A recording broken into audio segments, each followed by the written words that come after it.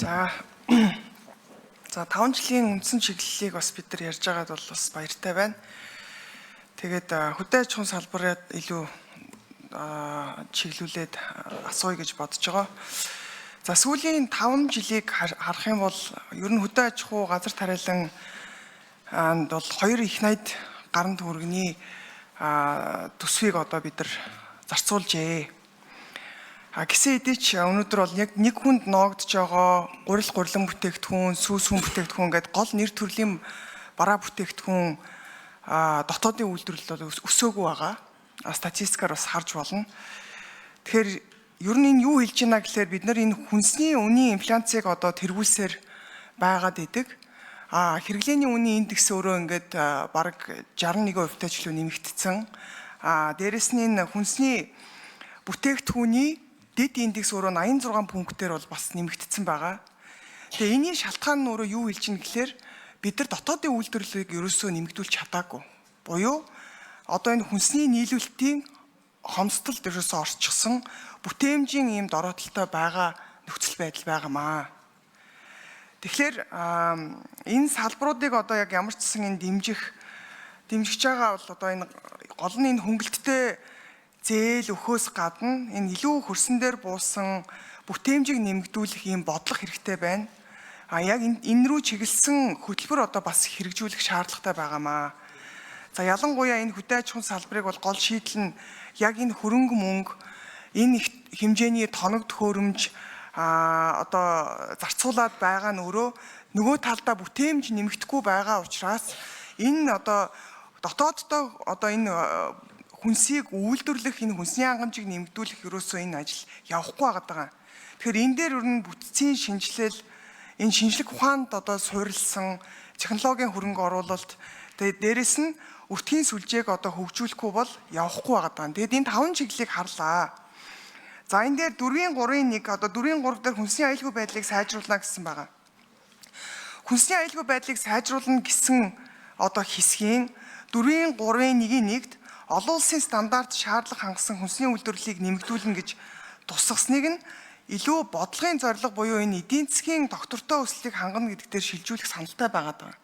Бид нар хөдөө аж ахуйн салбарыг эдийн засгийн одоо энэ үр өгөөчтэй салбар болгож хөгжүүлэхгүй бол бид нар зөвхөн хүнсний аюулгүй байдлыг сайжруулна гэдэг бүтц дотор ороод ирэхээр чинь энэ хүнсний аюулгүй байдал нь хангагддаггүй, хөдөө аж ахуйн үйлдвэрлэл сайжирдаггүй нэг ийм одоо доголдолтой яваад байгаамаа. Тийм учраас энэ хөдөө аж ахуйн салбарыг бид нар хөгжүүлэе гэж бодож байгаа бол хүнсний хангамжийг нэмэгдүүлэе гэж бодож байгаа бол энэ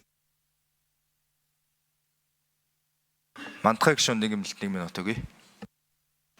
За дараа нь хүнсний үйлдвэр өөрөө аж үйлдвэрийн салбарын нэг хэсэг байгаа. Тэгээ экспортыг нэмэгдүүлэх, импортыг бууруулахад чухал үүрэг гүйцэтгэж байгаа.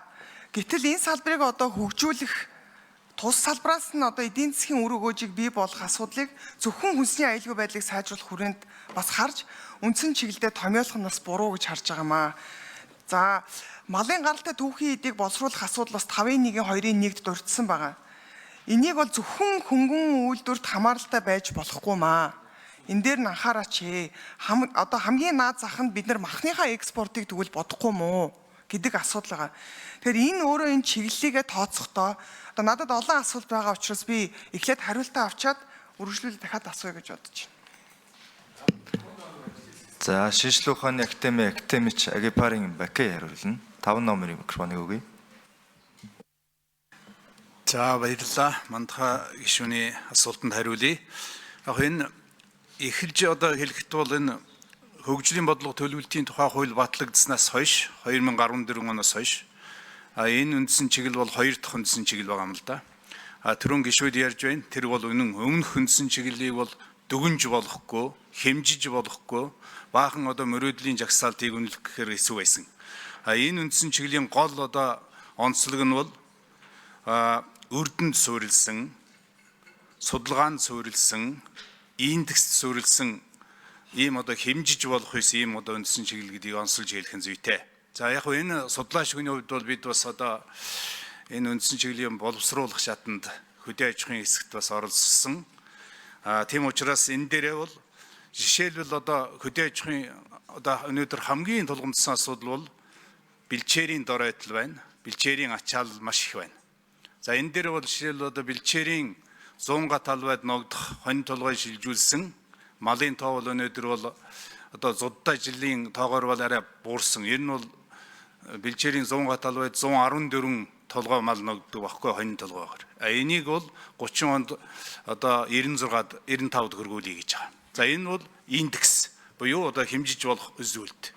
За тэгвэл энийг хэрэгжүүлэх арга зам нь юу гэх зэрэг өсвөр насны одоо малыг эрчимтэй аргаар одоо тэжээж бойжуулж бэлчээрийн ачаалыг бууруулах. Махны экспортыг нэмэгдүүлэх, малын эдийн засгийн эргэлтийг сайжруулах гэд ийм аргуудаар энэ зүйл бол цаашаа явах ёстой. Тийм учраас энэ салбар болгоны одоо сайд бол өөрийнхөө тэр тогтоосон хэмжиж болох үзүүлэлтэд хүрэхийн тулд тодорхой арга хэмжээг хэрэгжүүлээд явах ёстой. Яг тэрнтэй адил таны асуугаад байгаа тэр одоо хүнсний болоод хөнгөн үйлдвэрийн боловсруулах салбарын нийлүүлэлтийн сүлжээг цогц байдлаар авчрах ёстой болж байгаа юм л да. Өөрөөр зөвхөн хөдөө аж ахуйг дангаар, мал аж ахуйг дангаар хөгжүүлээгвэл нөгөө боловсруулах үйлдвэр нь хөгжихгүй бол ялгаа байхгүй, эрэлт үүсэхгүй, хөгжихгүй.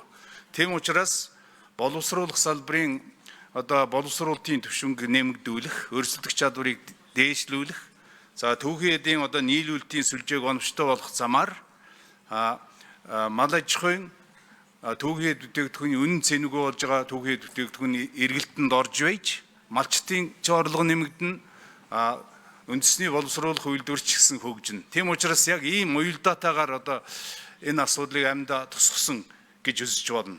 Мэдээж одоо сайжруулах, боловсруулах асуудал байгаа. Энийг бол одоо жилийн одоо хөгжлийн төлөвлөгөө, улсын хөгжлийн төлөвлөгөө, улсын одоо тусгаад хэрэгжүүлээд явах хэрэгтэй байна. Тийм учраас үндсэн чиглэл гэдэг бол хөгжлийн ерөнхийдөө удирдамж чиглүүлэгч гэсэн үг. Энийг жилийнхаа төлөвлөгөө төсвөөр илүү тодтогоод тэр үзүүлэлтэд хүрэхийн төлөө явах ёстой гэж бид ойлгож байгаа. Мантхай гишүүн тодруулъя. Яг зөвхөн өмнөх одоо төлөвлөлт хэрэгжүүлэлтийн одоо гашуун туршлага байна л да. Яг ингээд томьёоллоо ингээд буруу сагсанд хийчихээр яг тэр хэмжээндээ төсвөө төлөвлөөд хэрэгжүүлэхдээ өөрөө цогцоороо хэрэгжиж чаддаггүй яваад байгаа байхгүй юу. Тэгэхээр энэ дээр ч гэсэн одоо би жишээл харж байна. Хөнгөн аж үйлдвэрийн салбарын үйлдвэрлэлийн хэмжээг нэмэгдүүлнэ гэдэг 5.1.2 дээр. Тэгээ энэ чинь өөрөө орон нутагт анхан шатнд одоо таны хэлж байгаа малын гаралтай түүхийн эдийг хүлээн авах нөгөө чанараар нь үнэлэх тогтолцоог бүрдүүлэхгүйгээр бид нар энэ хөнгөн үйлдвэрийн салбарыг одоо чанартай одоо үйлдвэрлэлийг сайжруулах боломж байхгүй. Гэтэл нөгөө л импортоор арьс болон бусад түүхийн эдээ авдаг хിവэрэ байсаар байна. Тэгэхээр энэ асуудлыг 5-ын 3 дахь хэсэгт нь заавал одоо бас нэмж оруулмаар байгаа даа. За мөн энэ төвийн бүс одоо энэ стандартын шаардлага хангасан хөдөө аж ахуйн гаралтай түүхийн эд нийлүүлэлтийг нэмэгдүүлнэ гэдэг дээр энэ эдийн засаг хөгжлийн яам дээр ирж Ажлын хэсгийн 5 дугаар микрофон. Одоо мэдээж энэ одоо хэлэлцэх шатндаа бол улсын хурлын гишүүн болгон өөрийнхөө эрх мэдлийнхээ хүрээнд энийг сайжруулах, боловсронгойлох, нэмэх хасах зүйлүүдээ бол хийгээд явчих учраас таны хэлж байгаа саналыг бол тусах боломж байгаа хаа гэж бодож байна. Их хоёр сайд нэмж хариулъя. 5 жил хүнс үдээж хөнгө үйлдвэрийн салбарт өсөлт талга гэж мантхай гишүүр байн яриад байгаа. Тэг ямар статистик аваад хаанаас харьяад байдгийг тэргээд ирж хянаарай. Зөвхөн экспорт гэхэд 2020 онд чинь 400 хүрэхгүй сая долларын экспорттой хүнс үдээж салбар одоо тэрбум доллар хүрч байна. Зөвхөн жилийн 1-р үйлдвэрлэл гэхэд 36% өсөлт энэ салбарт ангаараа бий болгочод байна шүү дээ. 48 мянган ажлын байр бий болчиход байна. Энд чинь яг бий болоод байгаа. Чи өсөлж яваад байгаа. Өдөр болгоно үйлдвэр нэгдэж шүү дээ. Хүнсний үйлдвэрүүд нэгдэж байна. Хөнгөн үйлдвэрүүд өргөжлөө хийж байна. Шинээр байгуулагдж байна. Энэ улсын их хурлын засгийн газрын доктортой хэрэгжүүлж байгаа хүнсний хувьсгал, цагаан алт, атрын 4-р аяны үр дүнд хөдөө аж ахуйн салбарт бодиттой өсөлт гарч байгаа. Бодиттой экспортлогч салбар болсон. Энэ жил бид тэрбум долларын төвшөнд экспортлогч салбартаа болж байгаа. Эрдэнэтийн За их хурлын гишүүд асуулт асууж нэмж тодруулаад болцсон. Эхлээд та асуулт асуухдаа нэмэлт 1 минут авцсан. Сая нэмж тодруулсан. За гişүүд асуулт асууж хариулт авч дууслаа. Одоо тогтоолын нислэлтэй холбоотой тогтоолын төслийг үзэл баримтлалын хувьд дэмжсэн дэмжээгүй үсэх талаар үг хэлэх гişүүд нэрсээ өгье.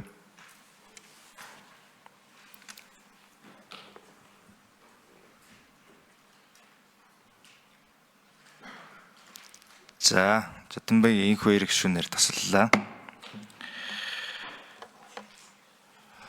Эрцийн дагуу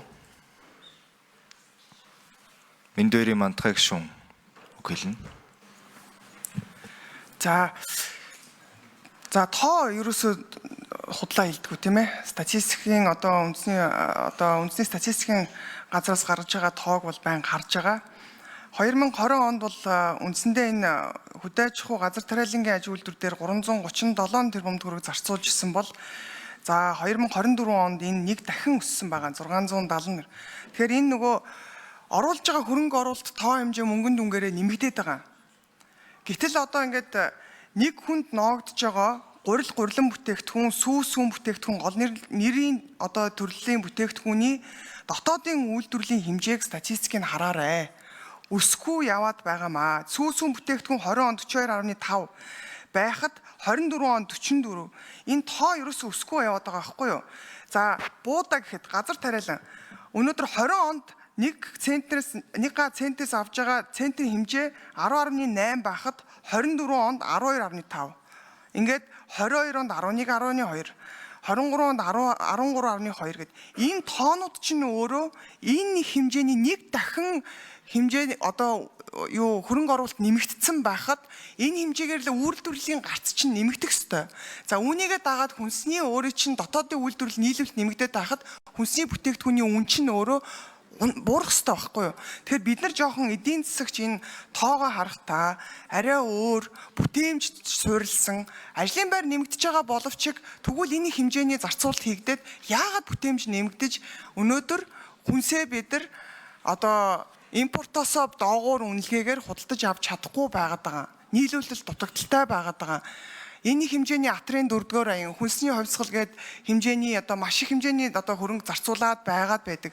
Бүтээмж нэмэгдэх хэмжээгээрээ тоо буурах ёстой. Тэгэхээр бид нар энэ жоохон эдийн засагч энэ дээрээ жоохон анхааралтай хандуулж явахгүй бол дахиад ирэх 5 жил бид нар маш их хэмжээний хөрөнгө хөтөлбөр хэрэгжүүлээд дахиад энэ салбар хөгжихгүй байх, үнэ дийлэхгүй байх ийм нөхцөл байдалд орох вэ гэдгийг л би анхааруулж хэлмээр байгаа. За дараагийн гишүүд үг хэлэхээс өмнө чуулганы нэгдсэн